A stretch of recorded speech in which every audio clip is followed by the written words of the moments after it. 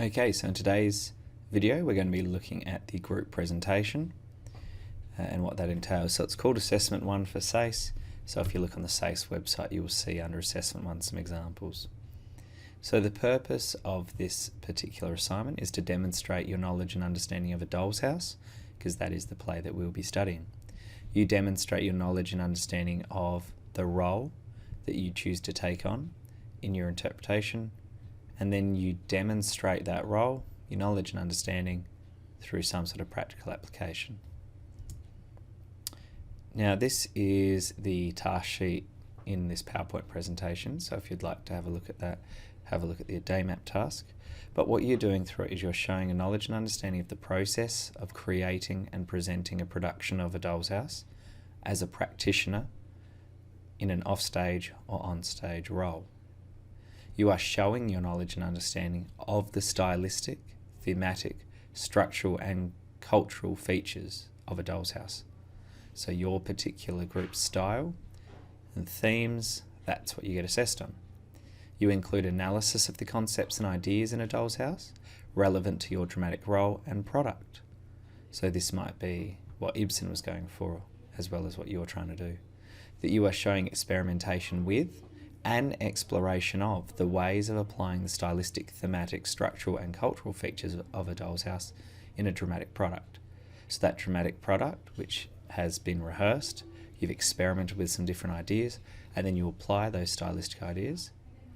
It could be in a performance, could be in a film, could be in a presentation, could be in a workshop where you run through some stuff with us to show, tutorial, those sorts of things. That you show collaborative development of a dramatic outcome that demonstrates an understanding of your chosen dramatic role and skills relevant to that role. It shows appropriate use of dramatic language, terminology, technologies in your chosen form. Okay, so you're using the correct drama words that we use, etc. So what does that look like though? So we study A Doll's House and then you take it on as if you were going to be doing the whole thing. Okay, just like we did with Alice.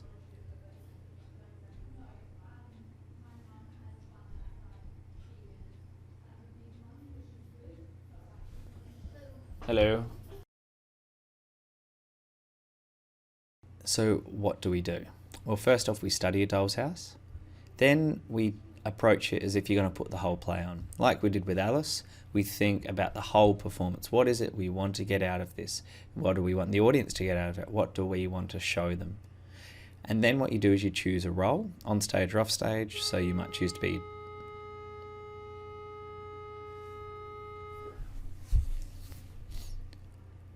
So what do you want? So how do we go about this? Well, first off, we study A Doll's House. Then you approach it as if you were going to put on the whole play. Like with Alice, we started with a director's intent and then we came up with lots of ideas that were sort of present throughout the whole performance. So you come up with those ideas, then you choose your role, on stage or off stage. You might choose to be a director or costume, any sort of thing. If you're doing a film, maybe you're the cinematographer, okay. Then in groups, you come up with your stylistic interpretation, so your particular group's presentation. Then you make it happen. So the assessment happens in groups, so groups of 2, 3, 4 or 5, they're the only options, and you'll see the time limits there. Presentations are delivered to the drama class. You might choose to have a different audience if you'd like. It's presented as a group, but assessed individually, and you can divide that time up how you want, as long as you cover all of those points from before. So the assessment that happens is, of course, your knowledge and understanding of the script, your role, and your role in the context of the play. The application side of things is that you did the job, you turned your ideas into reality, you used the playwright's ideas and transformed them into your production, and also that you're using the right terminology. And then there's that analysis where you justify your choices. Why did you do that? You didn't just do it because it was weird, you'd freak the audience out, but there's an extra reason there. And then there's a good understanding of the script as well. So throughout the whole process, you want to be coming up with a record of evidence. This record provides supporting evidence. So you imagine the marker who is watching this. They are watching you perform. They are also watching your little interpretation of it, do they get a full picture of all the work that you did? Do they get a full picture that that is everything you know? So something to do to support that might be some extra notes. So if you're acting, then maybe you do a character profile, you include it in there. Maybe you come up with some different interpretations and you've done some research and experimentation in that. So you've got notes in there of analysis, the notes of the context we've taken, some planning notes from your group work. You might have done some research into your role, techniques, skills, all sorts of things. They can go into a folio, a folder that you submit at the end, which just provides supporting evidence. So for example, let's say you've got a group, you've got 3 actors in there. You might decide to break it up like this. To start with, it's the scene that you've chosen, a section of a doll's house that you've interpreted. Then act 1, 2 and 3, just sort of talk about that scene, what that you saw, and talk about their motivation as characters. Then the last 4 minutes, there is a different scene that happens where the characters have transformed. So maybe at the start and then at the end. That way the audience, the people who are watching can see, and marking you, they can see that you've really understood what it is to be an actor, to be transformed by events in a play. Then you've got this one. So maybe the director comes out at the start, says, this is our presentation, this is what I'm trying to do. Then the scene happens. Then actor 1 just gets out individually, talks about their character and their role. Actor 2 does the same, lighting does the same, costume does the same. So let's say you've got your group, you're meeting, you're putting on a production called Alice. The group discusses the themes and ideas of the play, and they choose to focus on the theme of choices.